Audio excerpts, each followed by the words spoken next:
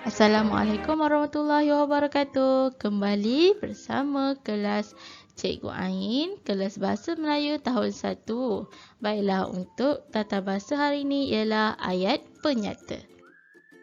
Apa itu ayat penyata? Okey, ayat penyata kita akan gunakan untuk menyatakan sesuatu atau memberi keterangan.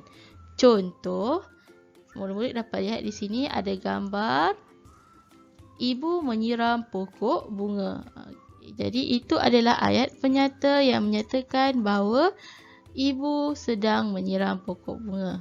Okey, ingat ayat penyata biasanya berada di awal ayat dalam setiap perenggan. Okey, ayat penyata, kemudian baru ada ayat sokongan. Jadi kita lihat petikan di dalam buku Bahasa Melayu Jilid 2 muka surat 53 garis ayat penyata. Di sini ada cerita tentang bunga orkid. Mari baca bersama-sama ikut Cikgu Ain. Puan Ruby menanam pokok orkid di rumahnya. Dia menanamnya di taman. Wah, cantik-cantik pokok orkid Puan Ruby. Pokok orkidnya daripada pelbagai warna. Ada warna merah, biru, kuning dan ungu. Puan Ruby menjaga pokok-pokok orkidnya dengan baiknya. Tahukah kamu cara dia menjaga orkidnya?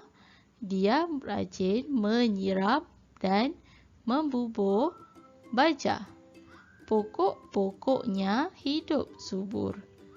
Puan Ruby menghias rumahnya dengan bunga-bunga orkid. Puan Ruby meletakkan bunga-bunga orkid di ruang tamu, ruang makan dan di dalam bilik tidur. Jadi di sini cerita tentang bunga orkid Puan Ruby. Okey, kita lihat perenggan yang pertama. Apa yang Puan Ruby tu buat? Puan Ruby menanam pokok-pokok orkid di rumahnya. Jadi ini adalah ayat penyata yang pertama. Okey, ayat penyata yang pertama. Okey. Dia menanamnya di taman. Itu adalah ayat sokongan.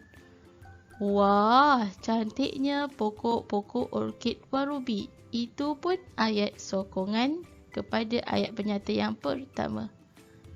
Pokok orkidnya daripada pelbagai warna. Itu adalah ayat penyata yang menyatakan bahawa pokok orkid Puan Ruby ada pelbagai warna.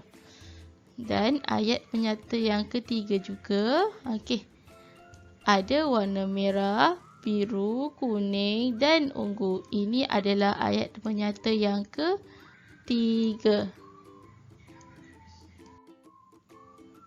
Okey, yang seterusnya, perenggan yang kedua, Puan Ruby menjaga pokok-pokok orkidnya dengan baiknya.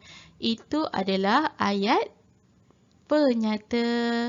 Jadi ayat di sini menyatakan bahawa Puan Ruby menjaga pokok orkidnya dengan baiknya.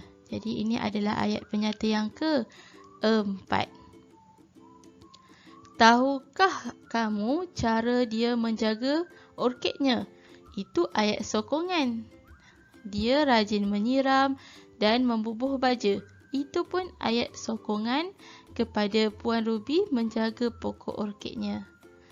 Kita lihat perenggan yang terakhir. Ingat, ayat penyata biasanya berada di awal ayat. Kerana itu adalah ayat yang kita nak nyatakan tentang sesuatu. Puan Ruby menghias rumahnya dengan bunga-bunga orkid. Itu adalah ayat penyata yang kelima. Puan Ruby meletakkan bunga-bunga. Jadi meletakkan bunga-bunga orkid di ruang tamu. Itu adalah ayat sokongan kepada Puan Ruby menghias rumahnya tadi. Selesai untuk ayat penyata berdasarkan petikan. Okey, kita lihat seterusnya. Ayat penyata berdasarkan gambar. Tulis ayat berdasarkan gambar. Kita tulis ayat penyata berdasarkan gambar. Ada 4 gambar dan kita kena nyatakan gambar yang pertama apa yang dia buat. Jadi gambar yang pertama, okey, budak ini bernama Nadia. Apa yang Nadia ni sedang buat? Kita nyatakan apa Nadia ni sedang buat. Nadia melihat anak gajah di dalam zoo. Okey, gambar yang kedua pula. Kita lihat siapa budak perempuan ni. Apa yang budak perempuan ni buat? Dia sedang, ini adalah tayangan ataupun tayangan video tentang gajah. Jadi Nadia, apa yang Nadia buat? Nadia menonton tayangan video tentang gajah. Okay, gambar yang ketiga, kita nyatakan apa gambar ini sedang berlaku. Anak-anak gajah, tengok anak-anak gajah ni apa?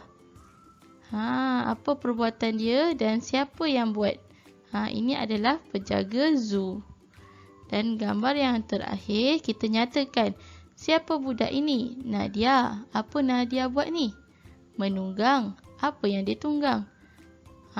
Gajah, tengok muka dia dengan gembira. Itu sahaja untuk penerangan tentang ayat penyata. Okey, baiklah murid-murid boleh buat latihan pengukuhan di dalam buku jilid 2 berwarna pink, muka surat 53 dan 54. Terima kasih. Assalamualaikum warahmatullahi wabarakatuh.